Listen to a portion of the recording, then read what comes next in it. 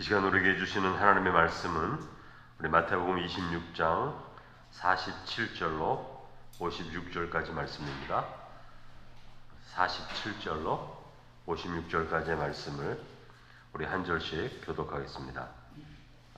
말씀하실 때에 12 중에 하나인 유다가 왔는데 대제사장들과 백성의 장로들에게서 파송된 큰 무리가 칼과 뭉치를 가지고 그와 함께 하였더라. 예수를 파는 자가 그들에게 분노를 파 이르되 내가 입맞추는 자가 그이니 그를 잡으라 한지라. 곧 예수께 나와 랍비여 안녕하시옵니까 하고 입을 맞추니 예수께서 이르시되 친구여 내가 무엇을 하려고 왔는지 행하라 하신대 이에 그들이 나와 예수께 손을 대어 잡는지라. 예수와 함께 있던 자 중에 하나가 손을 펴 칼을 빼어 대제사장의 종을 쳐 그 귀를 떨어뜨리니 이에 예수께서 이르시되 내 칼을 도로 칼집에 꽂으라. 칼을 가지는 자는 다 칼로 망하느니라. 너는 내가 내 아버지께 구하여 지금 12군단 더 되는 천사를 보내시게 할 수 없는 줄로 아느냐. 내가 만일 그렇게 하면 이런 일이 있으리라 한 성경이 어떻게 이루어지겠느냐 하시더라. 그때 예수께서 무리에게 말씀하시되 너희가 강도를 잡는 것 같이 칼과 뭉치를 가지고 나를 잡으러 나왔느냐. 내가 날마다 성전에 앉아 가르쳤을 때 너희가 나를 잡지 아니하였도다. 그러나 이렇게 된 것은 다 선지자들의 글을 이루려 함이니라 하시더라. 이에 제자들이 다 예수를 버리고 도망하니라. 아멘. 오늘 본문의 말씀은 예수님이 이제 십자가에 달리시는 그런 시작이 되는 말씀입니다. 잡히시는 말씀이죠. 겟세마네 동산에서 기도하신 후에 이제 잡히십니다. 가룟 유다의 배신으로 늦은 밤에 대제사장들과 장로들이 많은 그 군대를 내리고 칼과 뭉치를 가지고 예수님을 잡으러 온 것이죠. 가룟 유다는 끝까지 자신의 거짓된 배신을 숨기고 예수님이 알 수 없을 것이다 그렇게 생각하기도 참 힘든데 예수님의 수많은 기적들과 사람들의 마음을 보신 것을 공생의 3년간 따라다니며 다 보았음에도 불구하고 주님을 속일 수 있다 이런 생각을 가지고 주님 앞에 나왔다는 것이 참 신기합니다. 그러나 우리의 삶도 그럴 때가 많이 있으니까 또 한편 이해가 되죠. 하나님이 우리를 다 보신다는 거 뻔히 알면서도 우리가 하나님을 속일 수 있다 그렇게 생각하는 마음을 또 우리가 갖기 때문에 죄를 짓는 것 아니겠습니까? 주님께 나와서 입맞춤으로 누가 예수인지를 신호로 가르쳐 주는 거예요. 입맞춤으로. 우리는 이렇게 180도로 변한 가룟 유다의 마음을 성경에서는 잘 가르쳐 주지 않아요. 왜 이렇게 변했는지 그냥 한마디로 이렇게 합니다.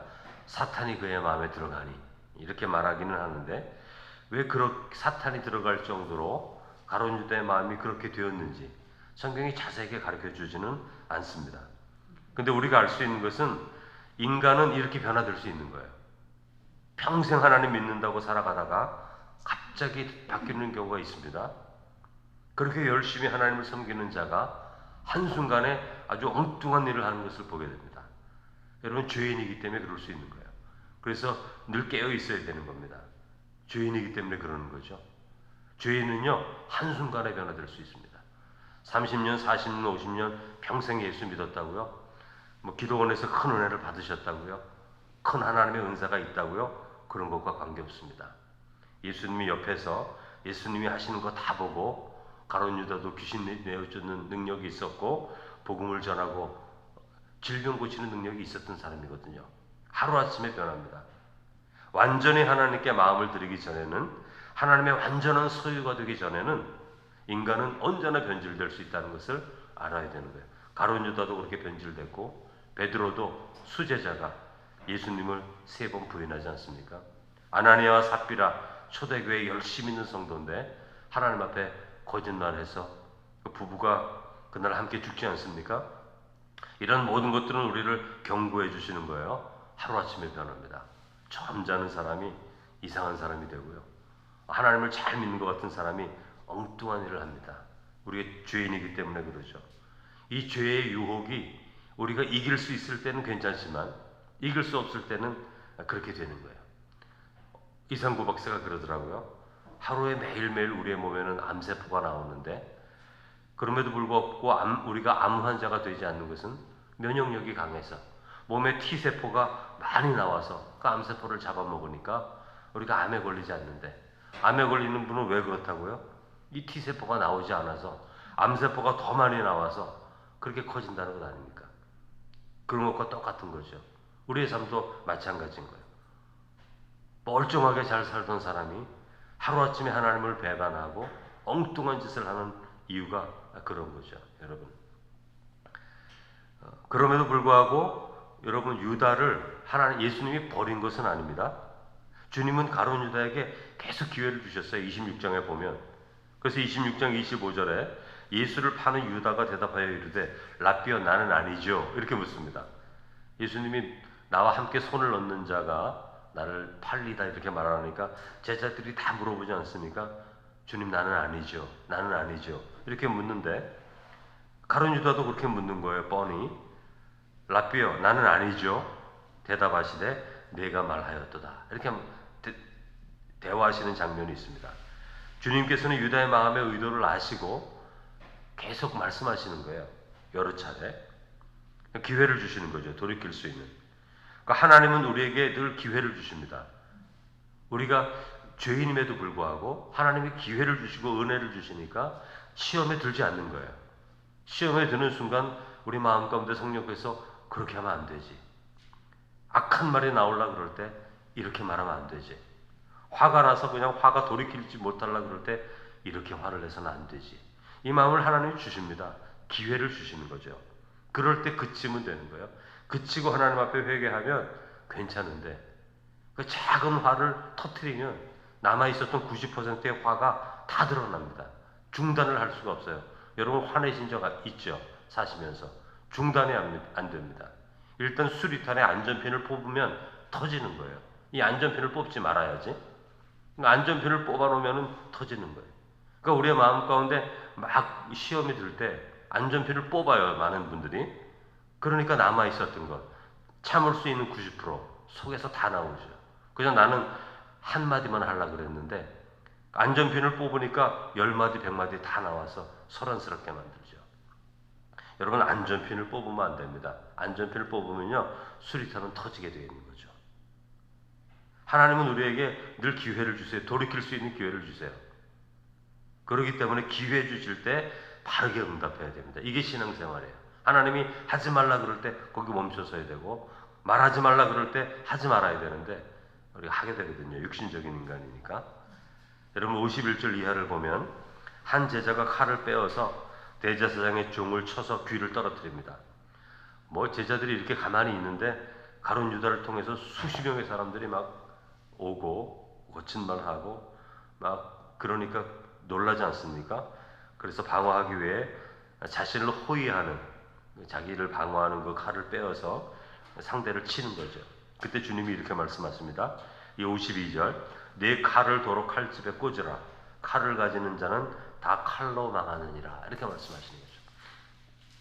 여러분, 칼은 하나님 나라의 사랑을 이루는 방식이 아닙니다. 여러분, 칼을 가지고 있으면 안 돼요. 칼을 갖고 있으면 그게 쉽게 방어할 수 있다고 생각할 수 있을지는 몰라도 하나님 나라는 그렇게 이루어지는 것이 아니라는 거죠. 그리스도인의 무기는 칼이 아닙니다. 사랑이지. 이것은 하나님 나라의 방식이 아니죠. 여러분, 구약 이스라엘 백성들이 약속의 땅에 처음 들어갈 때 만난 성이 뭐죠? 여리고성. 첫 성이에요. 첫 성. 근데 이 성이 큰 성입니다. 작은 성이 아니에요. 큰 성입니다. 근데 그 성을 하나님이 어떻게 무너뜨리죠? 칼과 창으로 무너뜨리지 않아요. 이게 첫 성이거든요. 하루에 한 바퀴씩 돌게 합니다. 이스라엘 군인들이 20세 이상 남자들. 그리고 마지막 날 7바퀴를 돌면서 마지막 날 함성을 지르죠. 크게 소리치니까 여리고 성곽이 무너집니다. 그래서 정복하는 거예요, 그 성을. 그런데 여리고 성에 들어가서, 약속의 땅에 들어가서 항상 이렇게 이겼나요? 아니요. 이 성만 이렇게 이기는 거예요. 첫 번째 성만. 하나님은 첫 번째를 되게 좋아하죠. 첫 번째 장자를 다 거두어 가셨잖아요, 애굽 사람들. 그래서 이스라엘 백성들은 유월절에 살아났기 때문에 첫 번째 장자에 대해서 값을 치러 하나님께 꼭 드리게 되어 있어요. 첫 번째 자녀가 태어나면. 왜냐하면 그 첫 번째 자녀는 죽게 되어 있었는데 살았기 때문에 하나님께 성전에 가서 값을 치러 하나님께 예배드리게 만들어놨 게 법입니다. 첫 번째 거를 사랑하시는 거죠. 그러니까 여리고성이 첫 번째 성이거든요. 하나님은 칼과 창으로 이기지 않습니다. 우리가 이겼다 그럴까봐, 우리가 잘해서 이길까봐. 그저 주님의 말씀에 순종해서 이긴 거예요. 그러니까 뭐 성곽을 돌아서 이긴 게 아니라 돌라고 말씀하신 하나님의 말씀을 순종해서 이긴 겁니다. 그렇게 이긴 거죠. 그래서 주님이 하고 싶은 말씀이 이것인 거예요. 앞으로는 여리고성 이후로는 무기를 들고 가서 싸우는 겁니다. 이스라엘 백성들은 무기도 없어요. 40년간 광야를 지나왔기 때문에 무기라고 하면은 집에서 쓰는 뭐 칼 정도, 예를 들면 그런 망치 정도 이런 거지 무기를 만든 적이 없습니다. 이스라엘 백성들은 광야 40년간 살았기 때문에 집에 있는 거 들고 나온 거죠. 그렇게 싸웠어요, 그 당시에는. 근데 하나님이 그렇게 말씀하시는 겁니다. 이 첫 번째 성을 통해서 이렇게 말하는 거죠. 너희들이 앞으로 이제 무기를 가지고 싸우게 되는데 그 무기를 가지고 싸우게 될지라도 무기만으로 이긴 것이 아니다. 무기를 들었을지라도 돕는 바로 하나님이 계심을 너희들이 믿어야 된다. 그거 가르쳐주기 위해서 여리고성을 그렇게 이기신 거죠. 여러분, 우리가 기도 생활 중에 기도하는 가운데 특별한 어려움을 기적적으로 이겨낼 때가 있어요. 특별한 기적을 경험할 때가 있어요. 하나님은 항상 그렇게 하지 않습니다. 우리가 성경만 봐도 알잖아요. 다윗이 그렇게 오랫동안 도망 다녀야 되고, 아브라함이 뭐 15년 동안 그 아기를 기다려야 되고, 거의 25년 동안 기다려야 되고, 한 번에 일으키시지 않아요. 기적을 그렇게 일으키지 않아요. 그러나 가끔 기적을 일으키십니다. 우리의 삶 가운데. 하나님이 우리를 돕는 분이심을 가끔 깨닫게 해주시는 거죠. 항상 우리에게 기적을 베푸시지는 않으세요, 하나님은. 우리에게 견디는 시간이 필요하기 때문에 견딜 수 있는 고통도 허락해 주시고요. 실패를 통해서 배워야 할 것들이 있기 때문에 실패도 우리에게 허락을 해 주시고요. 어려움을 통과해 가는 가운데 인내를 경험하게 해주잖아요. 더 큰 일을 맡기시려면 인내할 수 있어야 되는데 우리가 인내를 못하거든요. 그러니까 인내로 우리를 연단시키는 거죠. 그런 때가 있습니다. 그럼에도 불구하고 하나님의 권능을 보여주실 때가 있어요. 그 이유는 하나님의 살아계심을 보여주심으로 앞으로 삶에 많은 어려움들이 있겠지만 그때마다 나를 기억하고 나를 바라보고 견디고 인내하라. 그거 말씀해 주시기 위해서 우리에게 특별한 경험을 해주실 때가 있는 것이죠. 여러분 53절에 중요한 말씀을 해주시는데 주님이 이렇게 말씀하십니다. 내가 능력이 없어서 잡히고 십자가에 죽는 게 아니다. 내가 지금 하늘에 있는 12군단 더 되는 천사를 보내시게 하실 수 있는 권능이 있다. 그러나 54절 그렇게 하지 않는 이유는 내가 만일 그렇게 하면 이런 일이 있으리라 한 성경이 어떻게 이루어지겠느냐 이렇게 말씀하시는 거죠. 여러분 선지서에 보면 특별히 이사야서에 그런 말씀이 많은데 메시아가 우리의 죄를 대신하여 죽게 된다는 말씀이 많이 있거든요. 성경에 메시아가 예언되어 있단 말입니다. 그러니까 예수님이 죽지 않고 그런 본능을 다 사용하여서 내가 산다면 하나님의 말씀이 어떻게 이루어지겠느냐? 그 말씀이 이루어지지 않겠죠. 다른 방식으로 이루어지는 거니까. 그러니까 예수님은 항상 이런 방식으로 일하셨다는 거예요. 자신의 눈앞에 있는 이익을 선택하지 않습니다. 예수님은 하나님의 뜻 안에서 결단하는 거예요. 그러니까 시험 받으실 때에도 배가 고프시지만 사람이 떡으로만 사는 것이 아니요 하나님의 입에서 나오는 말씀으로 살 것이다 이렇게 말씀하시면서 유혹을 물리치시지 않습니까? 그러니까 주님은 권능이 있는 분이에요. 다 하실 수 있는 분이에요. 그러나 성경의 선지자들의 글에 기록된 그 메시아의 가는 길을 순종하며 따라갑니다. 왜? 선지자를 통해서 주신 말씀은 하나님이 주신 말씀이거든요. 그러니까 하나님의 말씀에 순종하여 자신을 겸손히 낮추며 나아가는 거죠. 그러니까 하나님의 뜻이 이루어지기를 원하는 삶인데 주님만 그렇게 사는 것이 아니라 오늘 하나님을 믿는 사람들도 그렇게 살기를 원하시는 거죠. 그래야만 하나님 나라 백성의 삶을 살아가는 것입니다. 내 자신의 이익이 되고 유익이 되는 길을 선택하는 것이 아니라 하나님께 영광이 되는 삶, 하나님의 말씀이 이루어지는 삶을 선택하며 살기를 원하시는 거죠. 여러분, 화내고 미워하고 쫓아내고 용서하지 않는 삶이 훨씬 쉬운 삶이죠. 내 마음이 시원해지죠. 그러나 그것은 하나님이 기뻐하시는 삶이 아니기 때문에 품어 안고 또 용서하고, 용서하니까 또 힘들죠, 여러분. 그런 삶을 살아가는 거예요. 그래야만 하나님 나라가 거기에 이루어지니까. 55절 말씀, 주님이 이렇게 말씀하십니다. 늦은 밤에 강도를 잡는 것 같이 주님을 잡으러 온 사람들에게 이렇게 말하죠. 너희가 강도를 잡는 것 같이 칼과 뭉치를 가지고 나를 잡으러 나왔느냐. 내가 날마다 성전에 앉아 가르쳤을 때 너희가 나를 잡지 아니하였도다. 이렇게 말씀하시죠. 여러분, 주님은 늘 밝은 아침, 밝은 낮에 일하신 분 아닙니까? 회당에서, 길거리에서, 해변에서, 가정에서 초청받아서 사람들을 만나시고 말씀 가르쳐 주시고. 그러니까 이 대제사장들이 언제든지 예수님을 잡으려면 언제든지 잡을 수 있어요. 예수님 숨어서 말씀 전하신 적이 한 번도 없거든요. 항상 누가 다 보는, 모든 사람이 볼 수 있는 자리에서 공개적으로 복음을 전하신 분인데, 그러면 그렇기 때문에 잡으려고 한다면 대낮에 언제든지 잡을 수 있는데, 지금 온 사람들은 늦은 밤에 왔다는 거죠. 사람들이 아무도 보지 않는 시각에 몰래 예수님을 잡으러 온 것입니다. 그래서 예수님이 말씀하시는 거예요. 그 이유가 무엇입니까? 자신들의 옳지 않은 의도를 숨기기 위해서. 따라서 주님은 그들의 의도를 드러내시는 거예요. 이 한밤중에 무기를 가지고 와서 주님을 잡아가는 그 행위 자체가 너희들 스스로 옳지 않은 일을 하고 있다는 것을 증거하는 것이다. 그렇게 말씀하시는 거죠. 여러분, 모든 불의한 일은 은밀하게 진행됩니다. 공개적으로 진행이 안 돼요. 우리는 복음을 공개적으로 증거합니다.